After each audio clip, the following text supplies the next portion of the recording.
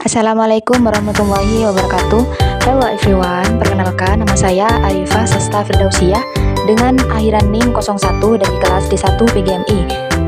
Di sini saya akan menjelaskan materi kelompok 2 yang berjudul Implementasi Pembelajaran Kurikulum Merdeka pada mata pelajaran Bahasa Indonesia, Matematika, PKN, IPA, dan IPS di MI atau SD.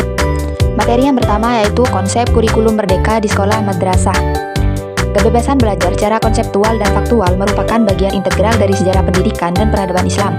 Penerapan kemandirian belajar pada masa kejayaan peradaban Islam tercermin dari banyaknya jumlah sarjana dan keilmuan yang multitalenta dan multidisiplin.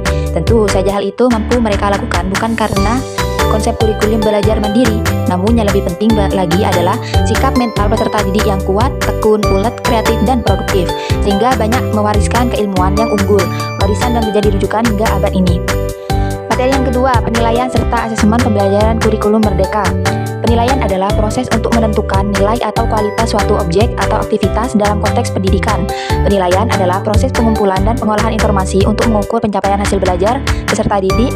Penilaian dilakukan secara menyeluruh dan berkelanjutan. Penilaian dapat dilakukan dengan menggunakan instrumen tes maupun non-tes. Asesmen memiliki peran penting dalam proses kegiatan belajar dan mengajar.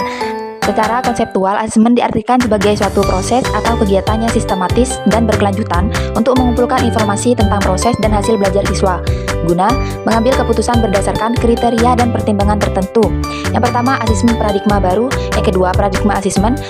Yang ketiga, jenis, karakteristik, dan fungsi asesmen. Dan yang keempat, asesmen diagnostil. Yang ketiga, implementasi kurikulum merdeka pada mata pelajaran Bahasa Indonesia, Matematika, PKN, IPA, dan IPS di SD atau MI. Implementasi kurikulum oleh satuan pendidikan harus memperhatikan ketercapaian kompetisi peserta didik pada satuan pendidikan dalam kondisi khusus. Masa pandemi COVID-19 merupakan salah satu kondisi khusus yang menyebabkan ketertinggalan pembelajaran atau learning loss yang berbeda-beda pada ketercapaian kompetisi peserta didik.